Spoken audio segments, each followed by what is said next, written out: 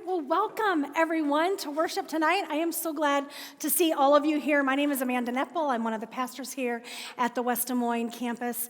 And as we say, we believe it's no accident you're here. First of all, I know it's no accident because you had to put on so many layers of so many clothes to come to worship tonight, and that didn't happen just by accident. Those things might have been a little bit easier for you to find than they would have been a couple weeks ago. You have them ready, I imagine, but still, we know that you came out here tonight on purpose. And if there is any blessing ever in this kind of weather or this kind of snow, here's what we know as pastors and preachers: when we get up here to preach on a night like this, you all are here because you want to be.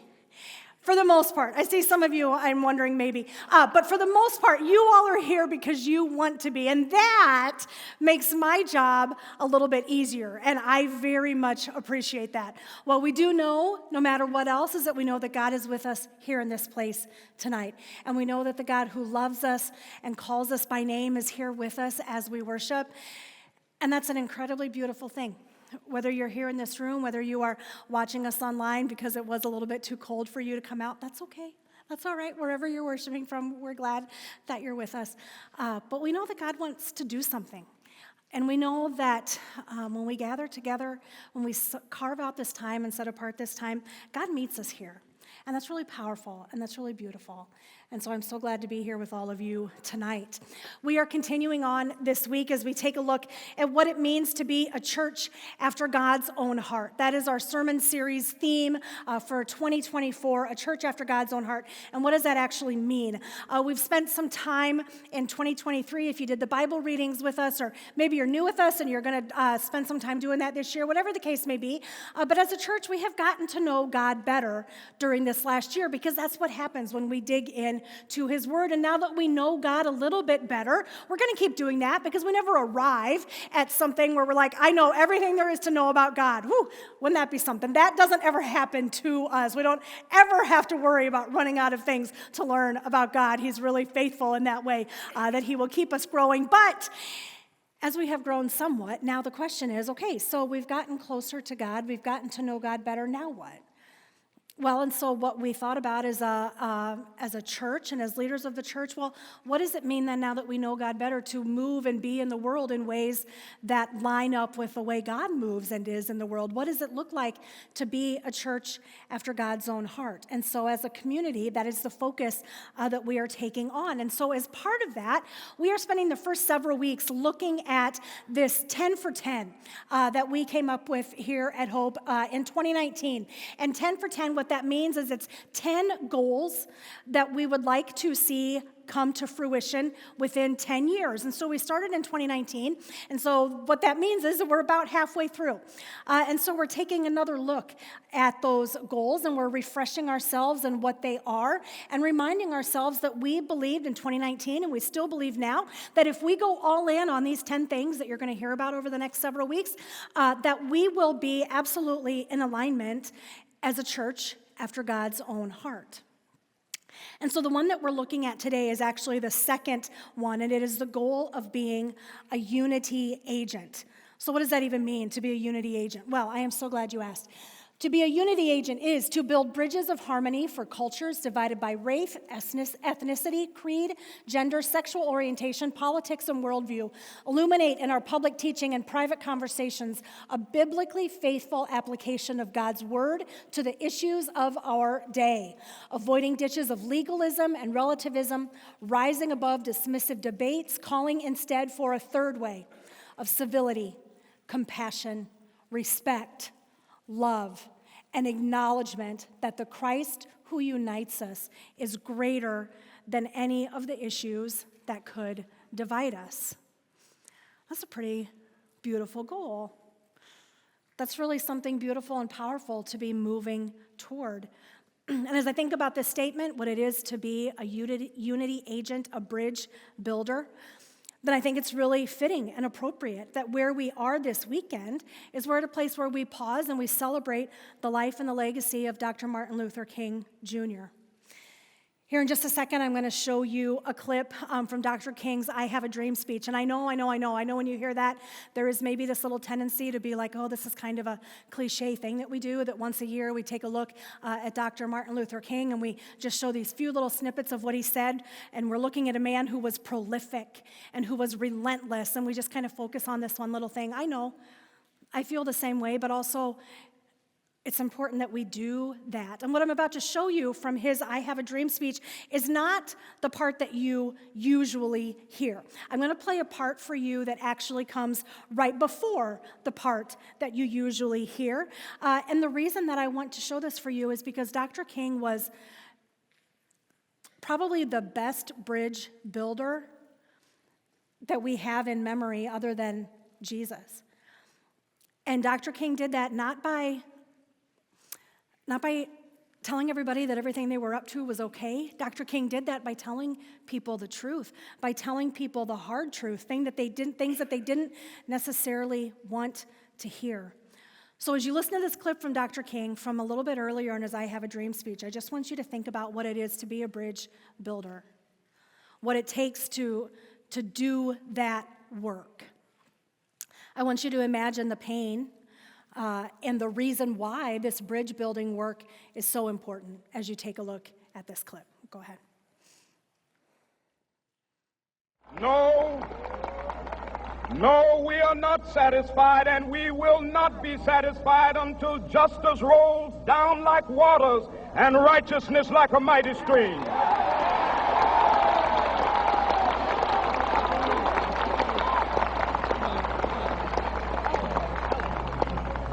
I am not unmindful that some of you have come here out of great trials and tribulations. Some of you have come fresh from narrow jail cells. Some of you have come from areas where your quest for freedom left you battered by the storms of persecution and staggered by the winds of police brutality. You have been the veterans of creative suffering. Continue to work with the faith that unearned suffering is redemptive. Go back to Mississippi. Go back to Alabama. Go back to South Carolina. Go back to Georgia. Go back to Louisiana. Go back to the slums and ghettos of our northern cities. Knowing that somehow this situation can and will be changed. Let us not wallow in the valley of despair. I say to you today, my friend,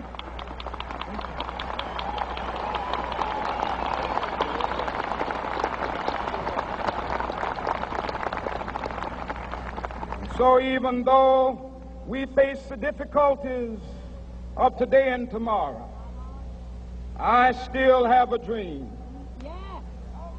It is a dream deeply rooted in the American dream. I have a dream that one day this nation will rise up and live out the true meaning of its creed. We hold these truths to be self-evident, that all men are created equal.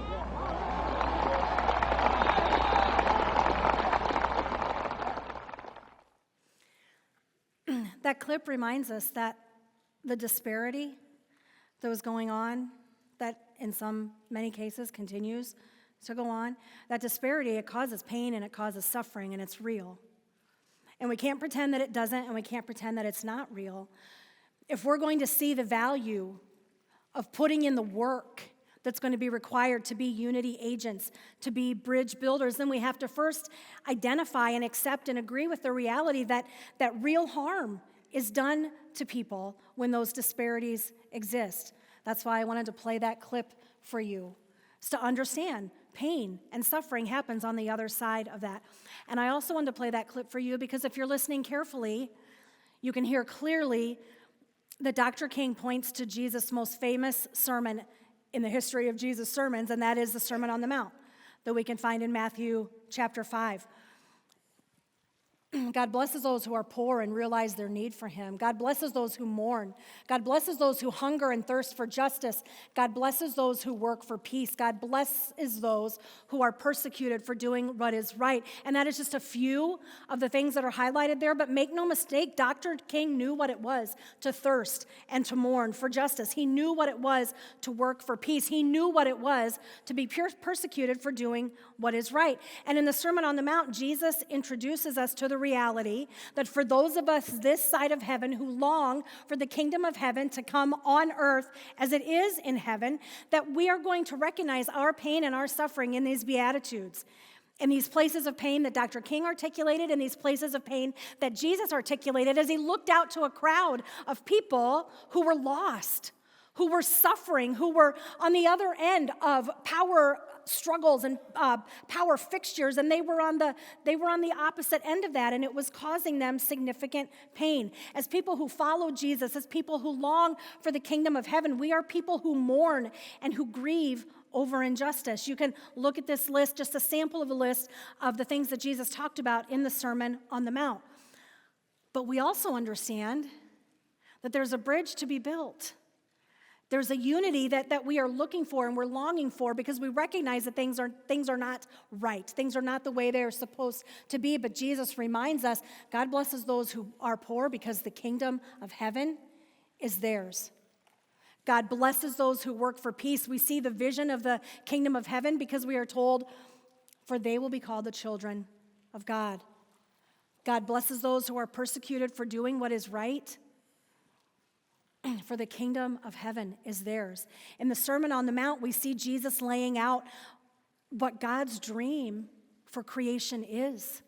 For the world that God created and for the people that he loves, that those who are broken would be made whole, that those that are sick that would be made well, that any divisions that exist between the human beings that God created, who God loves, that those divisions would be brought together and they wouldn't be divisions anymore. If we're going to consider what it is to be a church after God's own heart, we look at Jesus' response to the heartaches and the suffering this side of heaven. And we understand then that for all of us who long for justice, that all of us who mourn over the things in this world that are not okay, he's going to fix it. Jesus promises us he's going to fix it. That's God's dream for us, that it would be fixed, that there would be no more division. Anything that separates us from one another, anything that separates us from God, that division just completely gets wiped away, that the kingdom of heaven comes to earth as it is in heaven, and we get to look forward to that. It's ours. It belongs to us. It belongs to us now, and it will belong to us perfectly for all of eternity. Being agents of unity is biblical. Doing the work of being peacemaking and bridge building is biblical. God blesses those who work for peace. God blesses those who long for justice. They will receive it. Being a bridge builder, it's not just social justice. It doesn't mean that you necessarily align with one political party over the other. In fact, that's one of the divides that being a bridge builder seeks to cross. It understands that we need people on all political parties who are willing to reach across and be unity agents, right? Being a bridge builder doesn't mean that you walk around carrying some false sense of guilt, because that certainly doesn't do anything for anyone. Being a bridge builder is to seek alignment with God's dream for creation, to understand that wherever humans create division, it simply is not of God. And to understand that if we are people who say we follow Jesus, then the truth of the matter is the bar is set a little bit higher for us if we say we follow Jesus. Because we can't just say with our lips that division is bad. We're called to work, to get our hands dirty, to get in the game as an agent of unity. And Jesus, as he was doing his life and going along with the disciples, he didn't just speak about the kingdom of heaven. He didn't just speak about how the kingdom of heaven, those who long for that reality are going to be blessed with it. Jesus, as you might know, he went out and he lived that blessing. He went towards the divisions that human beings create, and he showed us what that unity can actually look like. In John chapter 4, Jesus has an interaction with a woman from Samaria. And the Samaritans, if we were to take this in terms that are part of our bridge building vernacular, if we were to use that, we would say that Samaritans were a different ethnicity from the Jewish people that lived in Judea and where Jesus was doing most of his teaching. And I just say that to you to help you identify one of the sources of division between Jews and Samaritans. They believed some slightly different things, and their animosity went back centuries. In addition to that, the line between genders, that was a very, very, very difficult bridge to cross. And so not only does Jesus talk to a despised Samaritan, Jesus is found talking to a woman of all people. Like, it really does not get any more scandalous than that. And so he's having this conversation with a woman who is, first of all, a woman, and second of all, a Samaritan. And the disciples stumble upon Jesus having this conversation, and the disciples are convinced that Jesus has absolutely, completely lost his mind as they find him talking to this Samaritan woman. We read that the disciples were shocked. They were shocked to find him talking to a woman, not the least of which a woman who was a Samaritan. Now, here's what's really interesting, though, because it goes on to tell us that they were shocked to find him talking to a woman, but none of them had the nerve to ask, Jesus, what are you doing?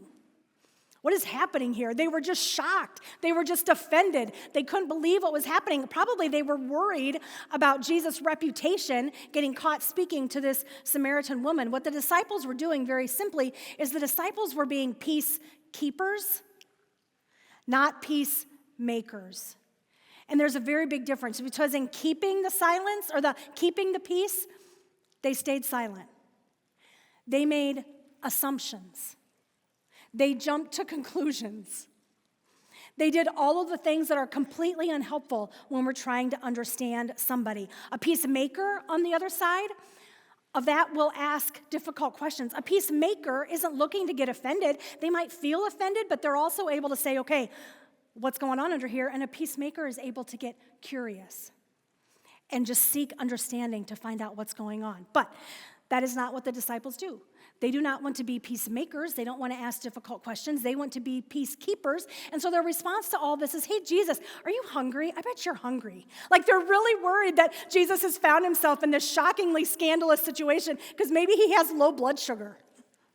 Maybe that's what caused him to talk to a Samaritan woman of all things. Obviously, he's not in his right mind, right? They're looking really for any reasonable way that they can explain how Jesus has completely gone off the rails here. But what Jesus does is he goes on and he uses this opportunity with the disciples and with the Samaritan woman and with all the people from the village that came out to see who Jesus was.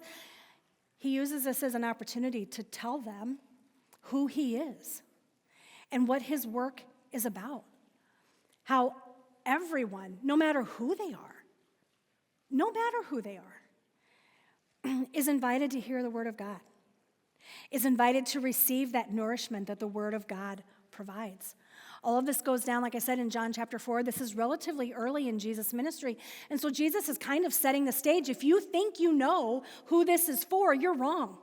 It is for such a bigger audience than you could ever possibly imagine. If you think this is just for descendants of Abraham, you are going to be sorely, sorely confused, because Jesus wants the disciples and anyone listening to know that everybody gets to be a part of this, because Jesus is building bridges. He is bringing unity. There's another example of this. It's the story of Zacchaeus in Luke chapter 19. And Zacchaeus is hated for a different reason. Zacchaeus is hated because he's a tax collector.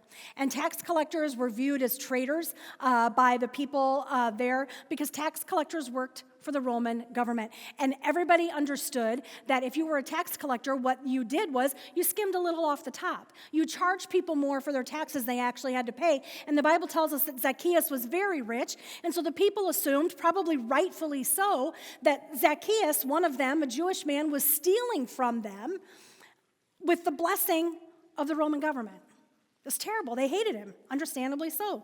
So Zacchaeus, however, he heard that Jesus was visiting Jericho, and that's the town that Zacchaeus lived in, and so he wanted to see Jesus. And so when Jesus sees him, Zacchaeus had climbed up a tree to be able to get an eye on Jesus. And when Jesus sees him, Jesus says to him, Zacchaeus, I have to go to your house today.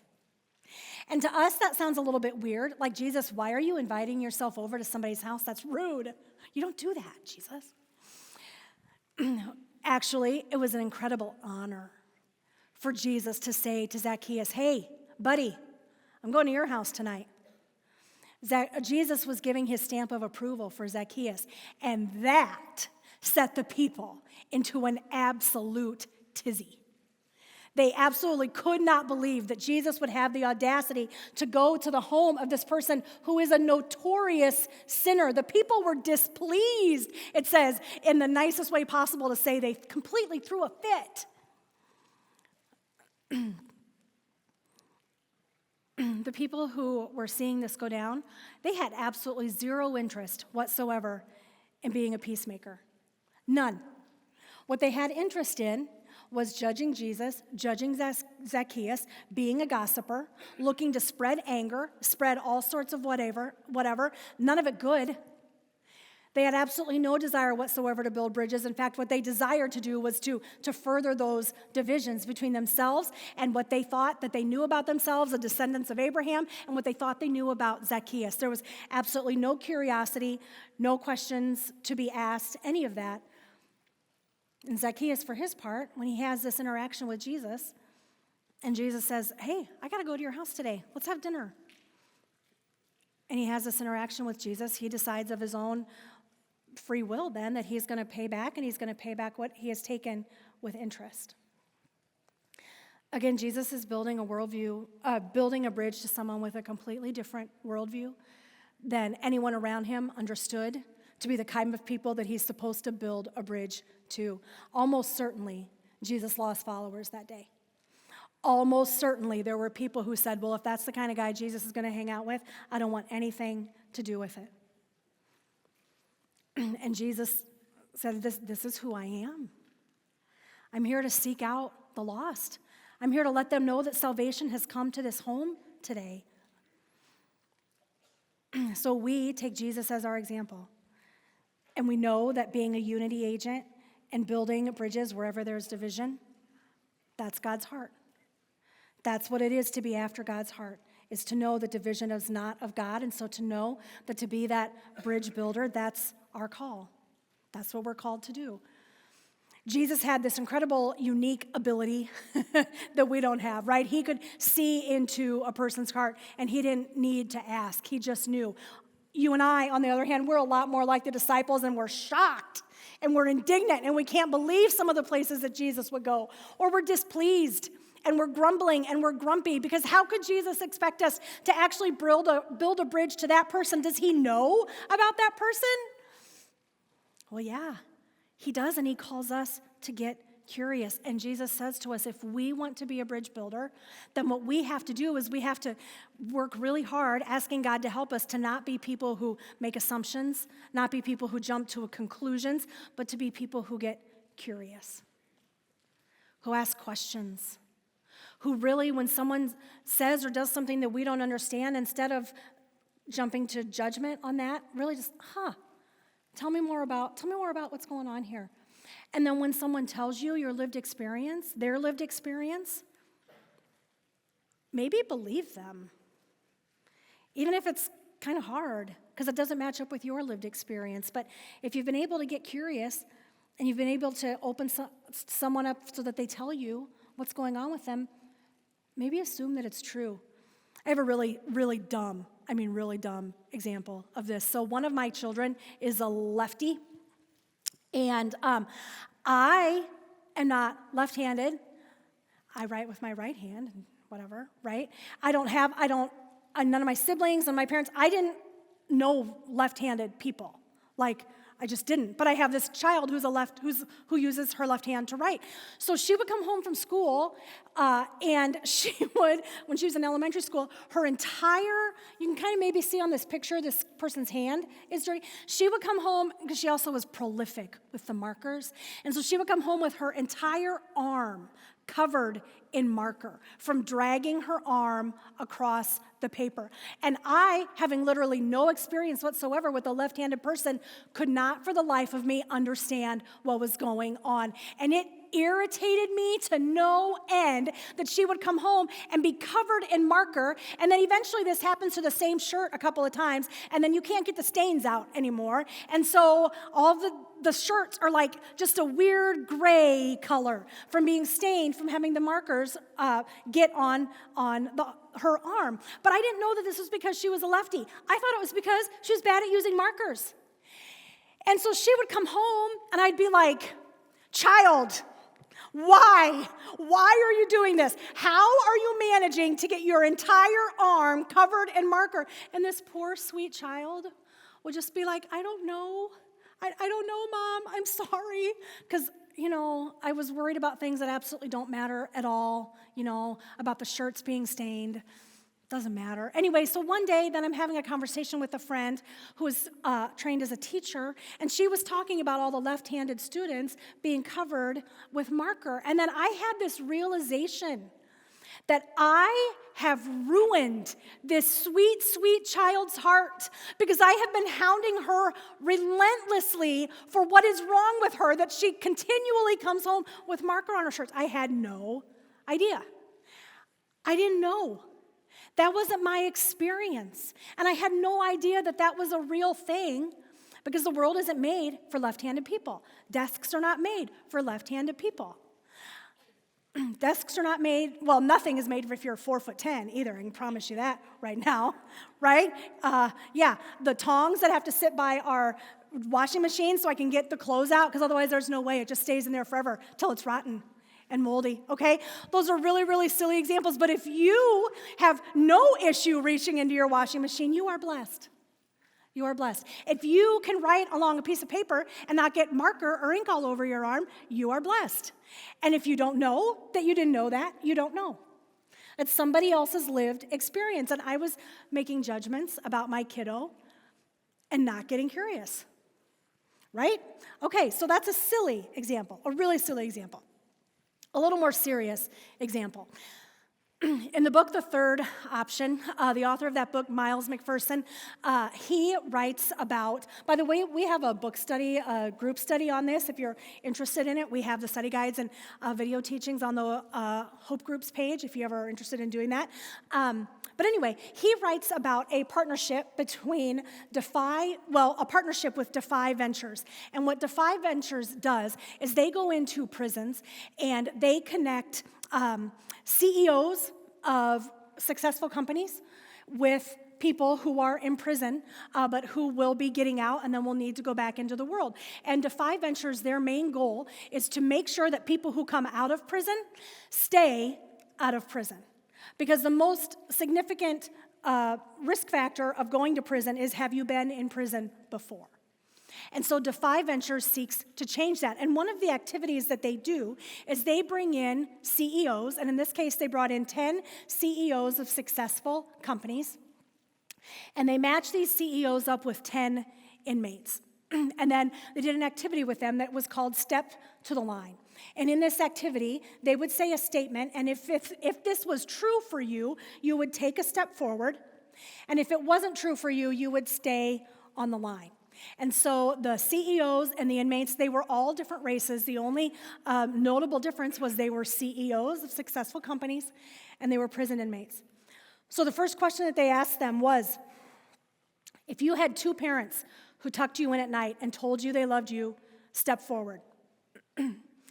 None of the inmates stepped forward. 9 of the executives did. If you went to a school where you didn't fear gang violence and where you had up-to-date books and technology, step forward. None of the inmates, all of the executives. If you had breakfast every day before school and you had a lunch and you never went through your day on an empty stomach, step forward. 0 inmates, all 10 execs. Another question, if you had more than 50 books in your home, step forward.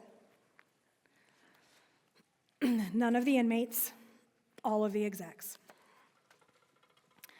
If you grew up with an immediate family member in prison, step forward. all of the inmates, none of the execs. If you lost a family member due to gun violence while you were a child, step forward. All of the inmates, none of the executives. If you were addicted to drugs before the age of 20, step forward. All of the inmates, 2 of the execs. Being a bridge builder is not about taking on some false sense of guilt. That doesn't serve anybody. Being a bridge builder is about getting curious. Bridge builders can't afford to make assumptions. Not if we actually want to build bridges. Bridge builders have to be curious, and bridge builders have to be humble. Bridge builders, we have to know that there is no issue too great to divide us, and Christ is at the center. But at the same time, as bridge builders, we have to understand something.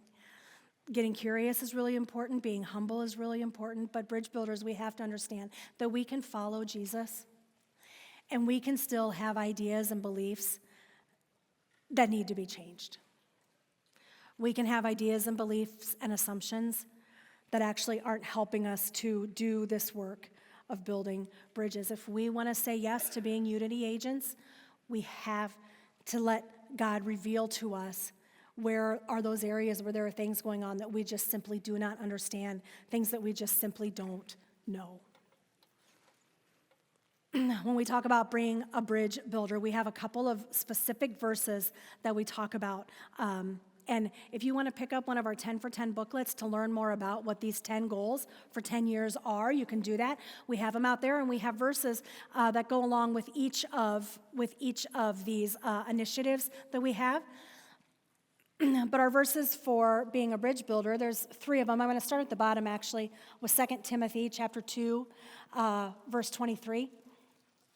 Again, I say, don't get involved in foolish, ignorant arguments. They'll only start fights.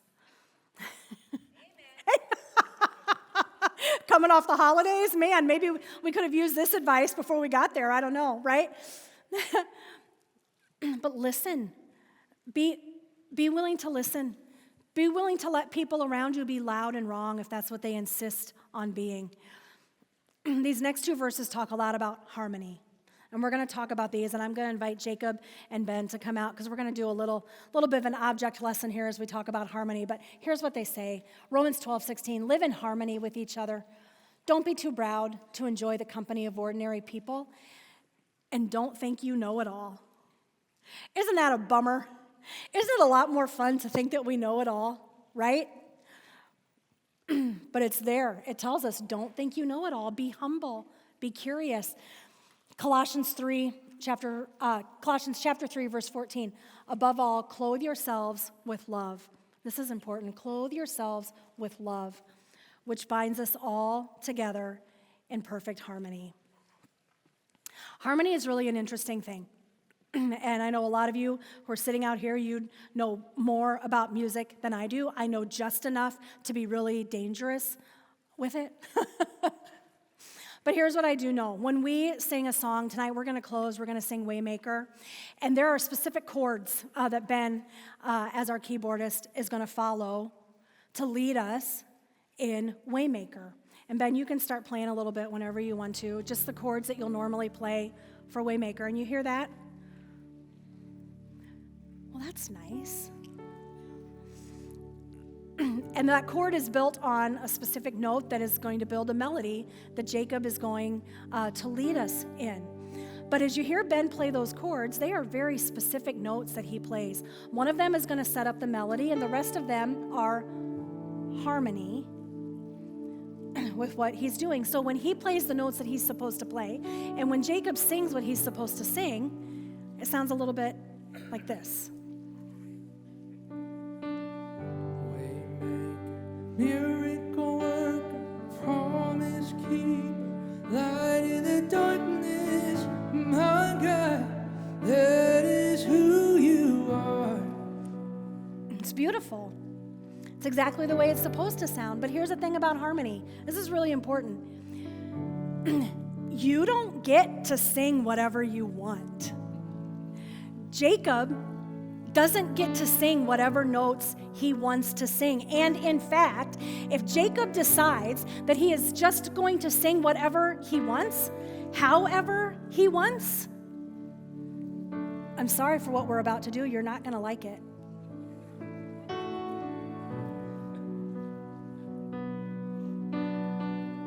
Waymaker, miracle worker, promise keeper.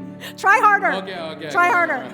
It's hard. My God, that is who you are.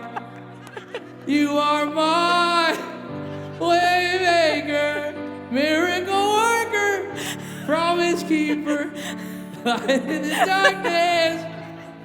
Yeah, that is who you are. It's hard to do. It's hard for someone as talented as Jacob is to sing badly, right?